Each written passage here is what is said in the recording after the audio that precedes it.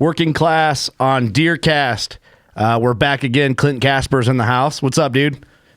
My man, how we doing? We're good. Dude, you're like everywhere with the CC Hunt Files, Peterson's Bowhunting Podcast, writing for Peterson's Bowhunting, and then right now we're literally recording this today. Then we leave for Indiana, Deer Turkey Waterfowl Expo. Then we have Iowa Classic coming up, and we have Illinois coming up, and we have Ohio, and you're like doing seminars at all those shows.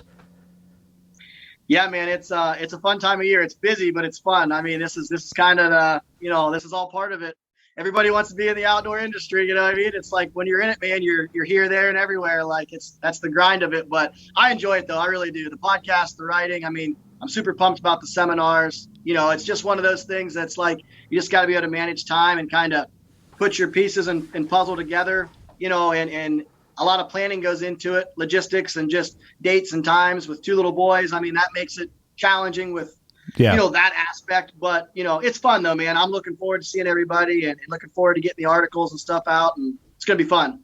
Yeah, we're hammering them out, man. The CC Hunt File series is doing good, which if anyone is unaware, that's it's supposed to be the Clint and Kurt series, but it turns into the Clint Casper series because I'm kind of pressed for time on everything that we have going on. But that, like, talking about all that, what we have going on, kind of brings into one of the main hits of this episode that I want to talk about, and that's just in general motivation. And I think, you have to be passionate to be motivated, or you have to be passionate about what you're doing to be as motivated as you are with all this. So I think we should talk about that, and then we should talk about how you go about planning out your year for hunts and stuff. So motivation's like the big thing, because if you don't have it, it's hard to do any of this stuff. Like, the trade shows and the writing and the podcast, that's all separate motivation from hunt motivation. So I don't know really if you would rather tackle first the hunt motivation than like the business motivation afterwards, but hunt motivation is probably number one. Yeah. I mean, it kind of all goes hand in hand, really. I mean, this is all fun to me, like just breaking down where I'm at right now in season. I'm looking at turkey tags. I'm looking at out west tags. I'm trying to shed hunt. I'm trying to break down stuff for whitetails next year. I mean, it's kind of an ongoing, I guess you could say, lifestyle that I'm living now, where it's hunting 24/7 of some way, shape, or form, whether it's the planning process, actually in season hunting, the end of season, getting things put away and cleaned, and then getting ready for the new, just got a new bow shipped to the door the other day. So, now I'm in that process of getting things set up on it. So I think a guy just, for me, it's easy to do all that and enjoy the process because I love to bow hunt. I love being, in the industry when it comes to quote unquote, like work. It kind of goes hand in hand for me. It's motivation for me. I know these hunts and stuff, whether it's whitetails or over-the-counter turkeys in Colorado or an elk hunt this fall or mule deer. Right now, what I put into those hunts is probably going to equate to what I get out of them. So for me, if I'm motivated right now, it'll be easy to be motivated and be pumped for those hunts, come August, September, October, November, whatever. This, turkey hunts in 2 months type of deal. Yeah. I think where guys get in trouble is they get lazy, or not even lazy, but they take some time off now. And to me, it's very crucial now in the planning preseason type atmosphere that we're in. You don't want to get lackadaisical. You don't want to get lazy. You don't want to kind of let your edge get dull right now, because you don't want to be scrambling to find a tag or scrambling to find a place to hunt or scrambling on plans on August 1st when you've got these hunts in 6 weeks. You want to have all that done now. Right now, yeah. And that motivates me because, like, when I know, okay, I'm probably going to have this tag, that tag, it's easier for me to get to the gym at 11 o'clock at night. I'll be honest, I don't want to be at the gym at 11. Like, I don't want to get up in the morning and go at 6. But that's when I can fit it in, and I'm motivated to go do it because I know I have to do it if I want to succeed. So that's kind of how I've trained, like, I guess you could say my mind kind of ticks where motivation from one thing builds off motivation to the next. And I mean, the hunting motivation is great. You're pumped, you're on a trip, you're on an adventure, whatever. But I know success there is all kind of done right now So for me, it goes kind of hand in hand, if that makes sense. Yeah, I like that point because I think a lot of guys will. I mean, I think I'm guilty of this a lot of times. It's right now, hunting season's over. We're doing all the trade shows. We're running around, and you kind of feel like, I'll just think about my hunts for this fall later. Well, then you get through turkey season, and it's July, and you're like, shit, I didn't get the points or the lot put in for the lotteries and mapped out all this stuff, especially if you're wanting to do if you're just whitetail hunting at home, you're motivated about it, you're thinking about it, but it takes less planning than an out-of-state hunt would. I guess that's where the most motivation needs to come in. But like just talking to guys, we talk to guys on the podcast, talk to them at the trade shows, and it's like, I'll do that one day. Yeah, I'm going to do an elk hunt one day. I'm going to do a mule deer hunt one day. You good? Clint's audio went out. Here, I'll help you out, buddy. Are you back? Huh. Okay, but anyway, back technical difficulties. Clint's story of his life. He's just a rider and a bow hunter. He don't know how to work technology. But it's easy to do that. Like if you want to do out-of-state hunts, you have to be more motivated with your planning. Just because it's, but guys will do. I guess going back to my point, guys will be like, I'll do that one day. I'll do that one day, and they don't realize like you have to. If you don't ever do it, you're not going to do it.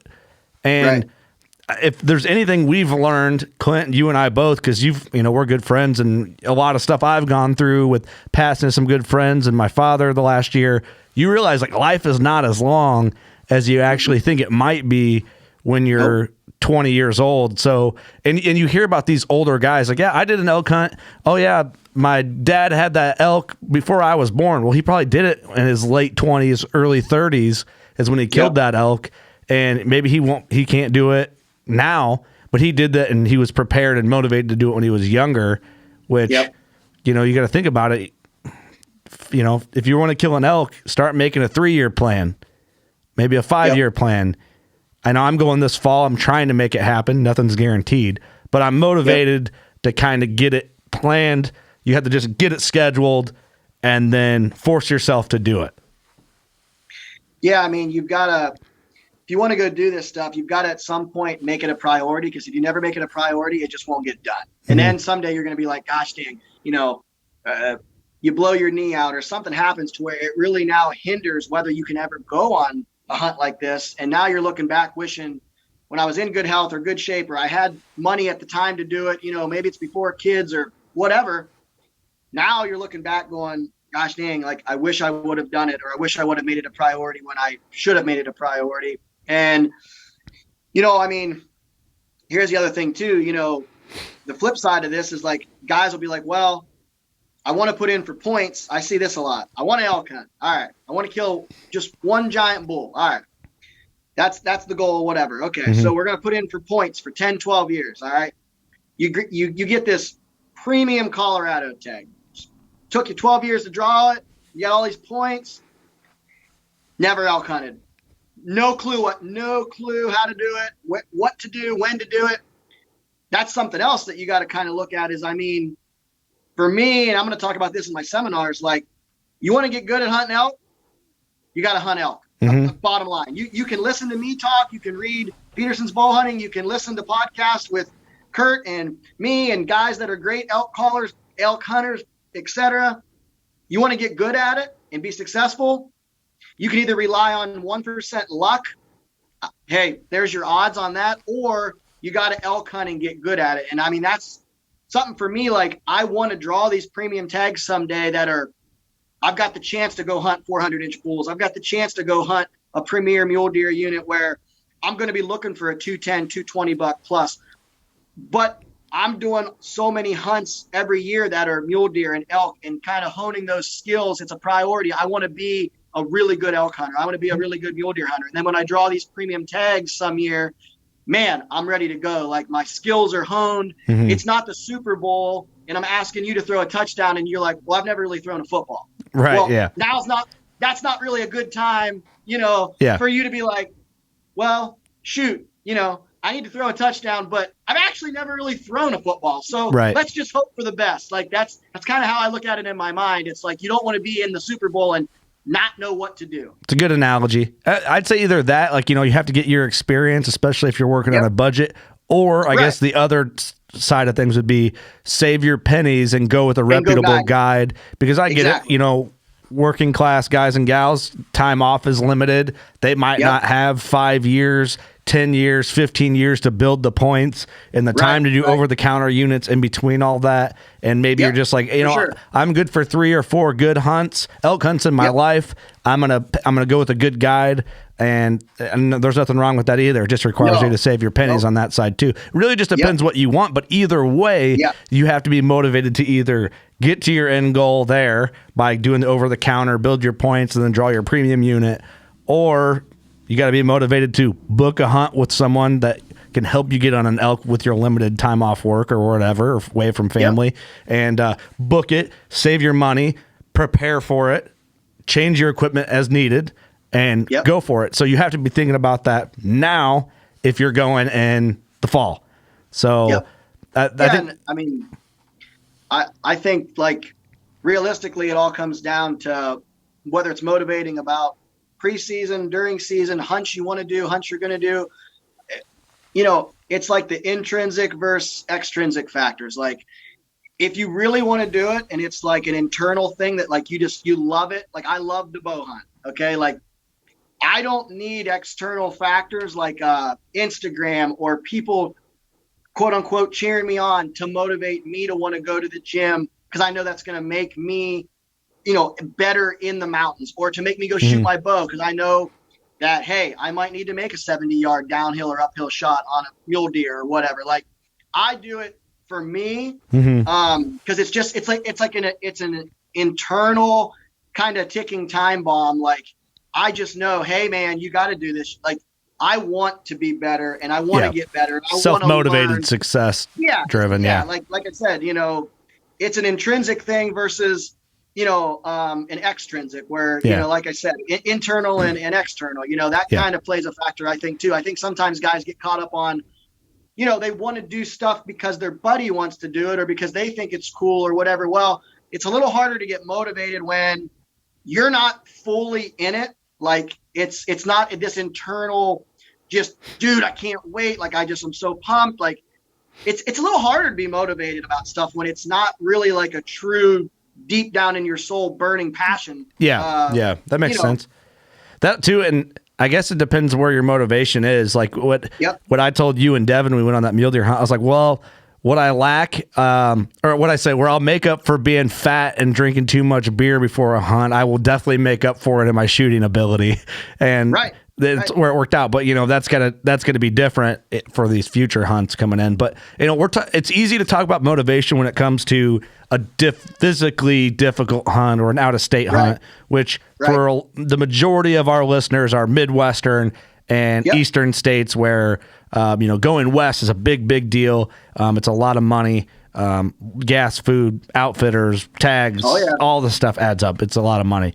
But let's talk about motivation for just at-home hunting. You know, for us, I'm in Illinois, you're in Ohio, whitetail motivation. And there's guys and gals that will not be motivated throughout the whole year, pull their bow out 2 weeks before, willy-nilly going unprepared, haven't really done anything, kind of just hoping for the best. And then there's people who are successful most years. You can't, I mean, it's not guaranteed to be successful every year, even because you're hunting big deer. Opportunities are a lot less frequent anyway. What changes do you think people should make more to be motivated now for at-home whitetails than, you know, I guess aside from like the Western motivation? Like where can people get motivated for whitetails at home? Yeah, I mean, I think like for me personally, my time is very limited. Couple different jobs, podcast being one of them now, you know, that's a whole new realm for me, learning everything, diving into everything. I got 2 little boys, they're in sports, they're in school, they'll both be in school next year, they're in sports, you know, so motivational factor for me is I am very limited on time. So when I get an opportunity to, like, let's say I'm going to go scout this spring, shed hunt, whatever, in between turkey hunts, you know, when I've got time to be in the deer woods, motivation for me is I don't want to have to use all my time in the fall to try to figure out what a buck's doing, where he's at, what's happening, because I know in the fall how busy I am. So time plays a factor. We're harvesting on the farm. Kids are in school. Kids have sports. I'm doing hunts. Like, so right now for me, it's like, okay, if I put in a lot of effort right now, I can focus more on hunting a specific buck, which is kind of the game I play. That's what I like to play. That's what I love to do with whitetails. Mm-hmm. If I do homework now, I don't have to have this, oh my God, holy crap, I'm behind the 8 ball, anxiety-filled fall where I'm trying to find a buck, figure out a buck, pattern a buck, kill a buck. If I've already got all that done, or a lot of that homework done, I can focus more on just hunting a buck and not trying to find one, scout one, because that's overwhelming when you're trying to do all that in season. Like, it's already hard enough. I mean, let's be honest. It's hard enough to find a buck and go in and hunting a buck that you already know is there. When you have no idea where a buck is, or let's just say it's just a good buck. You're just after a good buck. Like, I'm just looking for where can I find a good buck on this farm? When you have no knowledge, or you've done nothing to kind of prepare for that, you're going in sort of blind. Well, let's say you work 5 days a week and you can only hunt weekends. Okay, so in the month of October, which is one of my favorite months, that gives you basically 4 weekends. If you can hunt, let's say you're lucky, you can hunt every day. That's 8 hunts in October, if you're lucky. Who knows if the wind's right? Who knows if the weather conditions? You might only have 3 good days in the month of October of actual hunting. You better have a good game plan and know what's going on, and not have waited till September 1st to start trying to figure out what your plan is. So for me, I look at that as a huge factor. Time. And I'll be honest, I love to scout. Like right now, it's fun for me to get out, shed hunt. When I'm shed hunting, I'm scouting, I'm marking stuff on my phone. I'm trying to just connect the dots, whether it's an old piece of property, a new piece of property. I try to not fall into like what I call like your typical deer rut, as in, oh, I've hunted this place for 10 years. I've got my stands. They're always in these spots. I try to rip my stands down every year. I try to look at where do I never hunt? Like, why am I not hunting there? Should I be hunting there?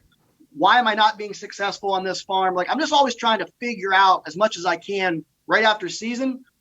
Stuff isn't green. You can see sign. You can see beds. Once your green up comes in 1st of May, heading towards the end of May, I mean, dude, it's really hard to see what took place the year prior. Everything's green. Everything's growing back.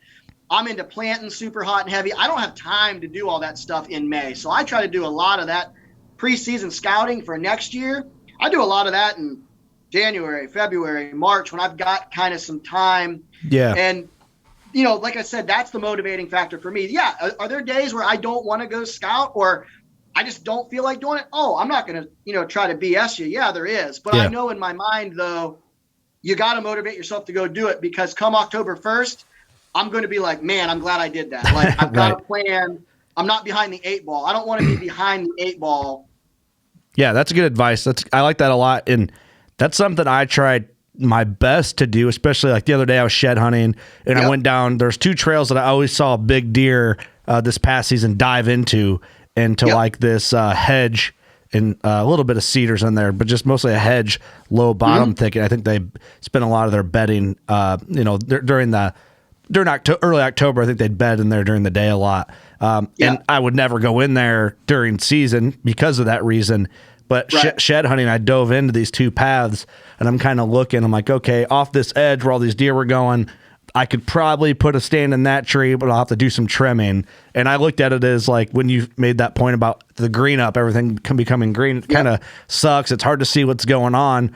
Well, I think what I'm going to do is I'm going to shed hunt, go in with the Ranger, trim up some stuff with no leaves on it so I can still leave enough cover. That way, when the leaves fall off in the fall, I know I'm still going to be good. Whereas if you hang stuff in the summer, which, is still good to get ahead of things, but this happened to me this year. It was actually the set I killed my first buck in October out of. With the leaves on, the green leaves on the tree, I'm covered really well, because that's when I did my trimming. I trimmed it for that reason. Once the leaves fall off, I feel fairly exposed. There's some cover, but I feel kind of like, man, if I would have done this, now I just got this property, and that wasn't an option at the time. If I could go back, I would have done my trimming in that April-ish time frame and got a stand in there, or had an idea where I wanted to put a stand if I wasn't going to put it there, because then that gives me all right, I was motivated enough to get in here this early, think about making my move for a deer in late October, and here we are in April. Yep. So I think that's what you're getting at with a little bit of that. If you think ahead enough, it also it disperses the workload throughout the year. It disperses the I don't know what term I'm thinking here, but anybody that has kids or a wife or a girlfriend, they're supportive of your hunting, hopefully. And my wife is one of the best in the biz at supporting me in hunting and all that. Like, I'm very fortunate. I know what I have. And we've talked about my old lady's a saint. But I guess the pressure of being like, hey, I'm gone this weekend I'm gone from August 15th through January, then trade show start, and I'm gone again. So if I get some of that stuff spread out throughout the year where I could do something on a weeknight, it relieves the family social stress come into October, and she's not giving me the eye. Yeah. Well, I mean, you're not trying to compact 8,000 things down into a 5-week window of, hey, I'm never going to be around. Don't talk, don't text. I'm busy. It's all deer. It's all that, if you can disperse all that and spread her out to where it's a little here, a little there, a little here, a little, that just makes life easy on everybody, on kids, on the wife, on you, on job, on work, whatever, whatever you got going on. And I think, for me, I mean, a lot of it just comes down to being passionate. I mean, if you're passionate about bow hunting, you'll want to do that stuff. I think you're going to want to do this stuff, and you're going to make the time for it. I mean, you have always wanted to do what you're doing right now, and it's not happened overnight. It's been baby step, baby step, baby step, baby step. Here's my goal. I'm working towards it. I'm going to get there. Here you are. I mean, why have you done that? You've set your life up this way because you wanted to. You're passionate about it. I've always wanted to be a writer. I've always wanted to basically, make money expressing my love for bow hunting. I want to share that with my kids and with everybody that listens and reads my stuff and at seminars.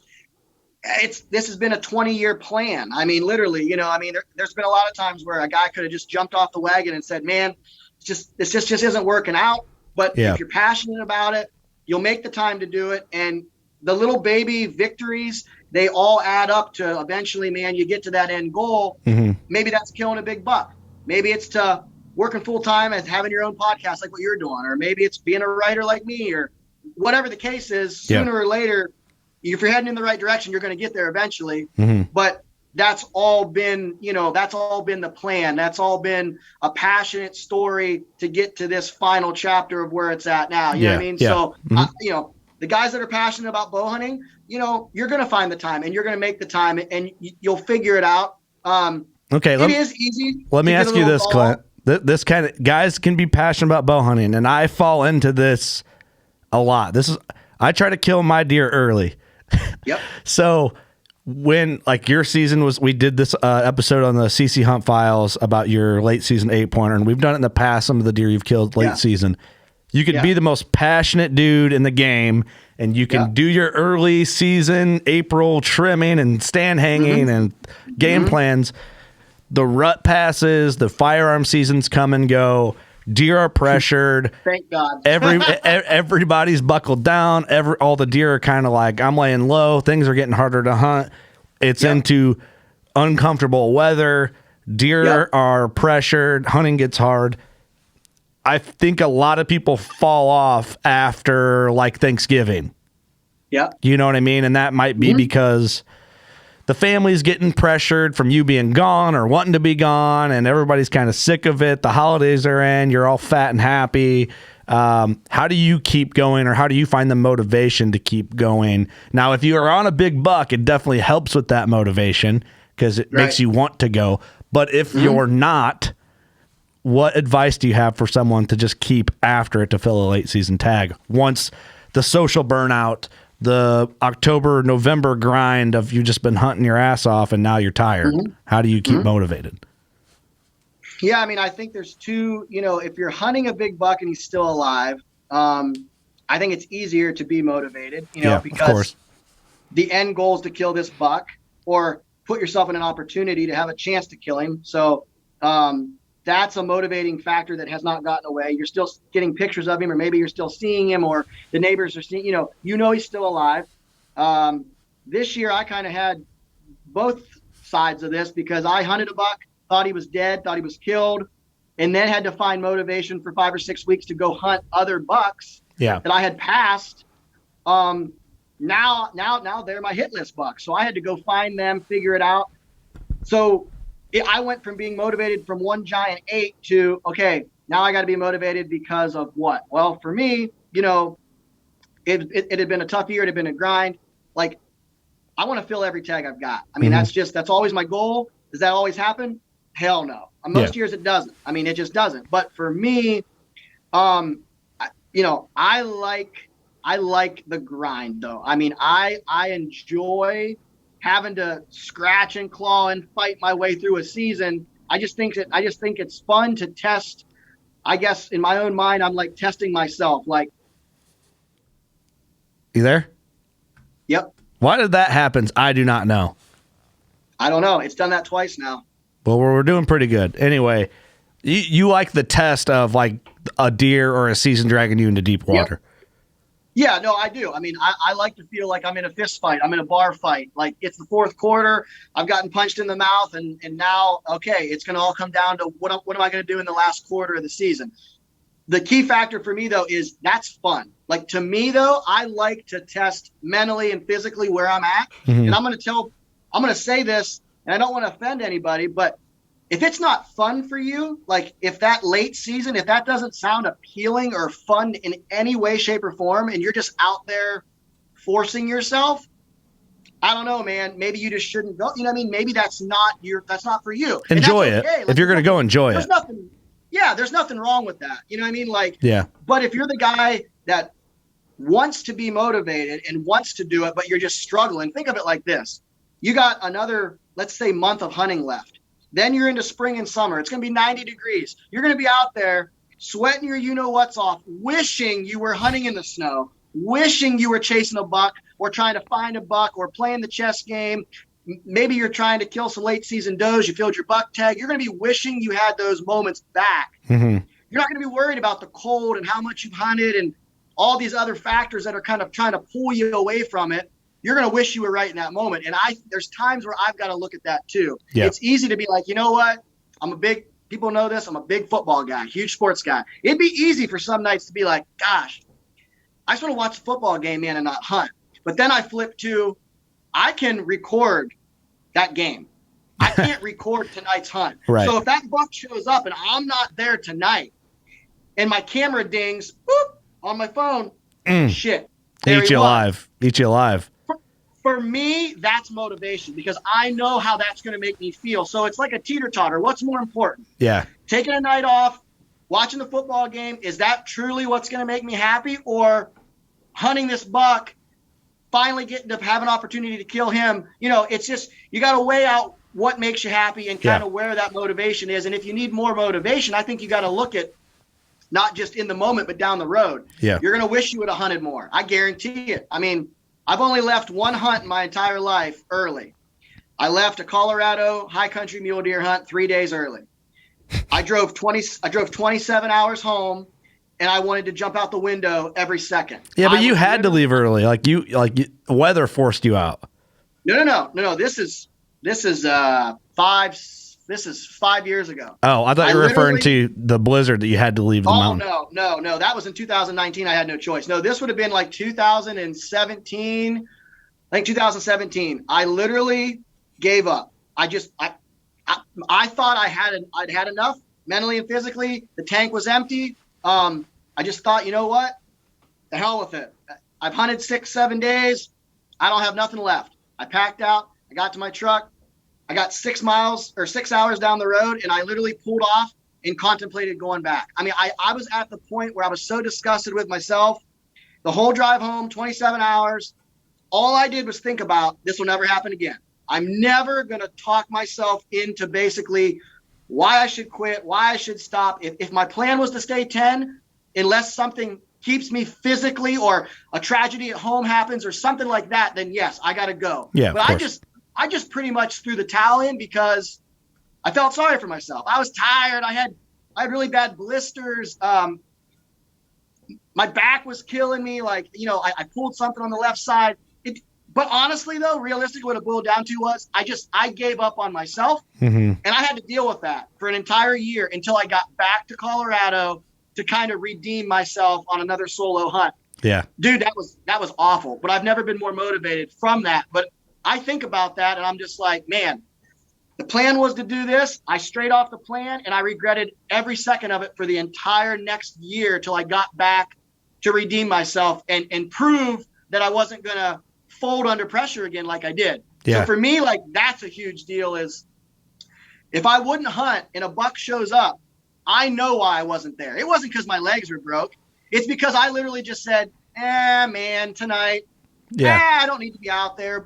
Even though you know you should be. The wind's good, weather's good, like, man, that's a dangerous path to travel, because if that was your opportunity, that's your night, you've got to mentally live with that, look yourself in the mirror and know, I should have been there. The plan was to be there, but I decided I'm going to get a little lazy on my game plan, and it costs you. I mean, you know what I mean? And that's, for me, I look at that. And cell cams can make that sting a little worse too, because if you step out to do something and you're going to come back, which sometimes you got to do that. And then the buck's there when you're gone, and then you know that he was there because your cell cam tells you. You're like, no. Absolutely. But, I think some of that, a lot of those experiences and things like that are almost necessary to keep you motivated in the years to come. Like, you really needed that probably a lot more than you realize in Colorado. Absolutely. And that's kind of like the good thing when you get that. And, when you should have hunted all day or should have been in this spot but you wanted to watch football instead. It's almost good to have those experiences and for the future, right? Like, in the moment it sucks, but next year it'll do better for you, and the year after it accumulates in your experience and motivation and knowing what you need to do when you need to do it, type of thing. So absolutely. And I mean, those experiences 100%, like this year, it was -10 the night I killed my buck. I knew it was honestly probably not, like, health-wise a great idea to hunt that night. I mean, with wind chill, wind burn, my hands and whatnot. I mean, I knew, like, there was a lot of reasons to not hunt that night. Hang and hunt, have to hang a stand and do all it. But in my head, I'm like, no, that was the plan. I got the picture of the buck. Yeah. I said if I got a picture of him, I was going in the next night. There was no way I was pulling off that buck, even because it was brutally cold, all the ice, all the snow. Like, there was no way. I just knew here was the plan. You get a picture. The next day you're going in. I got the picture. We're going in. And had I not hunted that night, do I ever kill that buck? I don't know. I don't know, man. But you did, so you don't got to worry about that. Yeah, exactly. You know what I mean? Like, I don't have to worry about it. Now, I do have the peeling and the, you can see, I do have the frostbite peeled hands and the whatnot going on. And I do get to look at that every day and kind of go, yep. Hopefully this heals. I'd do it all over again. I mean, I didn't lose my fingers. I just kind of. Do you have the rack at your house right now, or is it the taxidermist? No, I don't. Dang. No, I'm in the process of getting ready to move, so I'm trying. Like, I've still got some heads and stuff up, but Monday I close. So yeah, it's everything's about to be taken down. I mean, this room's about the last room I got left with some heads and stuff. So that's what I did when I moved. I kept them all up, so I didn't have to step and trip over them. It's kind of a sad day to take them all down. You're like, yep, this is it. It is. I felt bad. One of my buddies, just a quick story here, and then we got to get moving. But my buddy Tyler, he stored all my deer heads at his house when we moved, and he moved them back. And he's like, "Hey, you don't really realize how ridiculous it is until I have to run them in and out of the house one by one." And he's like, "Enough's enough, I think, man." Like, he's kidding with me. He thinks it's cool, but. Because he's like one of the only people I would trust besides like our close like hunting circle to like handle the deer heads, because he knows what they mean to me and stuff. But he's like, hey man, it's getting that's a lot, right? You ever think about maybe not mounting a couple? And I'm just like, nah, not really. Nah. Nope. Actually, need more. Yeah, I got more coming. So Clint, thank you for doing this, man. This was kind of a quick banger, quick motivator, if you will. I like it. I like it. Coming in. So I guess everyone be thinking about the season now and next season now. Yep. So I guess if you're going to be, by the time this launches, Iowa Deer Classic's coming up, Illinois Deer Classic's coming up. Yep. Clint, you'll be there for both. We get the Ohio Open Season Expo coming up as well in Columbus. We'll be at all those. Yep. So we will be there. I got going to get packed up and head westward, head to Indiana, and that starts tomorrow. So yeah, looking forward to it. Hope to see everybody at one of the shows or at some point. Swing by the booth, grab some stickers, grab some gear, bullshit with us, drink a beer. Hey, whatever. We appreciate it. Thanks for having me on. It's been fun. Yeah, I always look forward to jumping on this series, and I love seeing where it's went and kind of how it's going. And yeah, we're having fun. It's been really fun to be a part of it. So can't thank you enough, Kurt. Awesome, buddy. Thanks for doing this. All right, everyone. Thank you for listening. Thank you for watching. You know what to do. Get motivated and shoot a giant this season. Hopefully, then we'll do a giant tracker segment. So, all right. Perfect. Thanks, buddy. Later. Thanks.